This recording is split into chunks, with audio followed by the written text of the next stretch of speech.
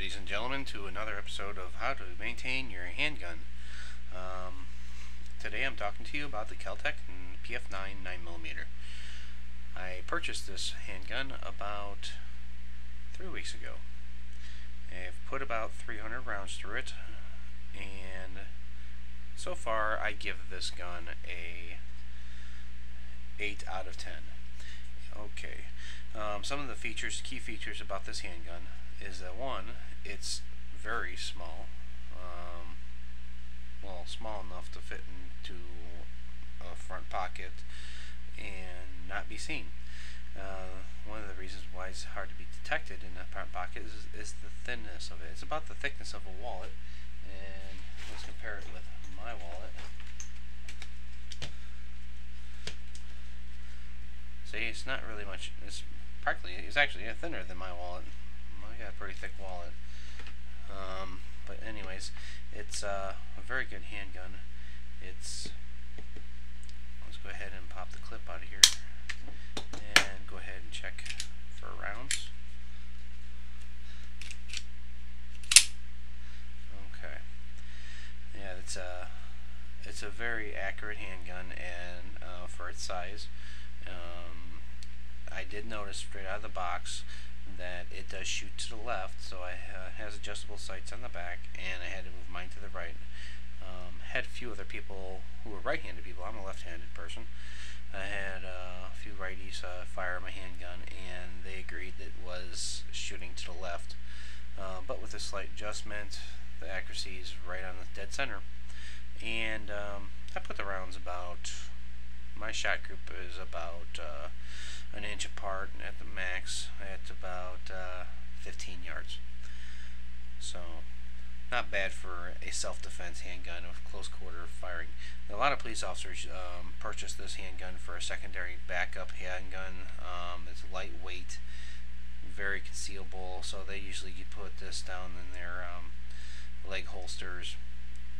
Off-duty cops usually carry these in their pockets too. It also has the a spot for a flashlight to go on the front here, or a laser sight.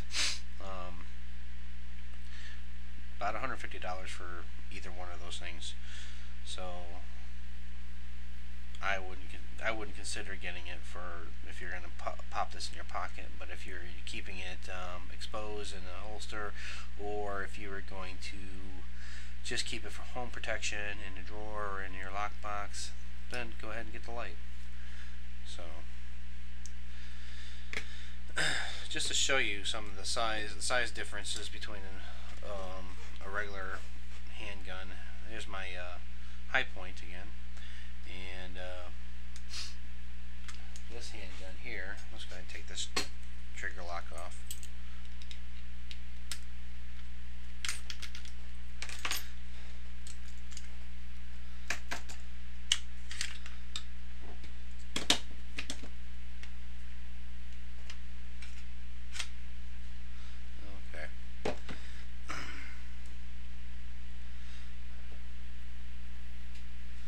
Here's the high point. As you can see, it's takes up pretty much the whole screen here.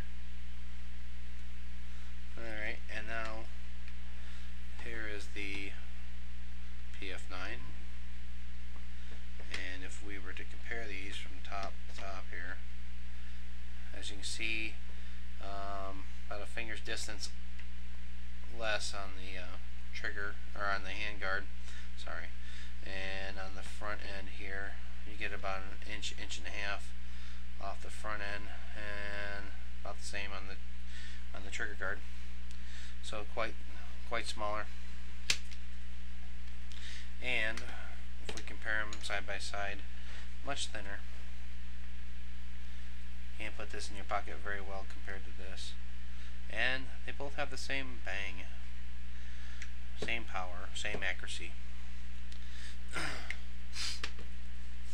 Okay, how to take it apart now. This is pretty simple. There is a pin right here. To get that out, you have to put the slide to the rear. So let's do so. Now, the nice thing about this is that you don't need any special tool to take this apart.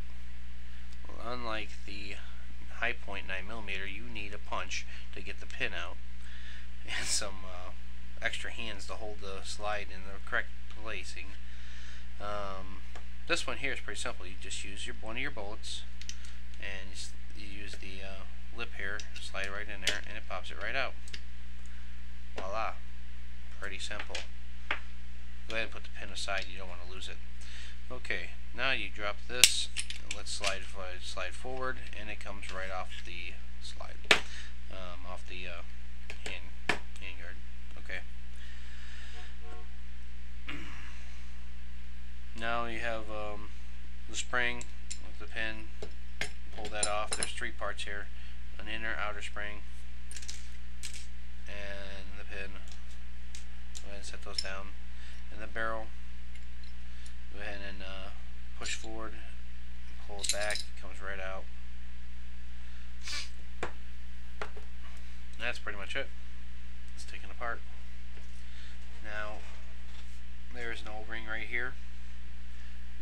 Be careful using what solvents you're using. Some solvents will eat that away. Don't use your pick at it. Don't use any little brushes on it. Don't want to ruin that. So just be aware it's there. Make sure you have a good clean kit. Have your hot solvent and oils. And like I said, have a good clean kit. I picked up one from Walmart. It has from everything from a shotgun down to a 22. You can clean anything with it. I also picked up some picks. I talked to a lot of people. If you saw my last video, I said you could probably use Q-tip, or not Q-tips, but safety pins and clips like this. Paper clips are just bent. Make shapes out of them. You can make them to bend to any position that you want, to clean anything you want. Practically the same thing. Free, or practically free. And this was about $10 for this set. I have 4 of them. Okay. Getting Q-tips. You're gonna need Q-tips. You're gonna need swabs. You're gonna need these brushes here. Clean them out too. All right. Use this. Dip it in the solvent. Run it through your barrel 10 times or so. Make sure that's ran through a few times, and then take this and run it through, swab it out. It should come out. Don't worry about it getting dirty. These things are cheap. You can get new ones. That's what they're there for. Go ahead and run these through. Then use your pads, and you can get some smaller ones out there too. There's a smaller one I used already, but you put these in there, your eyelet like that, and you can ride it through. So when the patches come out white, you know it's done. So clean up in here. Use your brush lightly on this if you have any carbon on it. Okay. Now onto this, you can use your pick, get into spots that your Q-tips won't get out. The carbon does tend to build up, and this grate just scrape out areas, but don't go nuts on it. You don't want to ruin the nice pretty finish. You can use your rag, clean it up, and clean some of the dust off. I've already pretty much cleaned mine, so I'm just wipe it down. Looks like I had a few dust particles get on it since then. Okay. There's also right here. There's a where the firing pin comes out. Use this to get in there, clean it out. Also, where the ejection pin right here ejects the round. Make sure that's clean. If anything gets debris in there.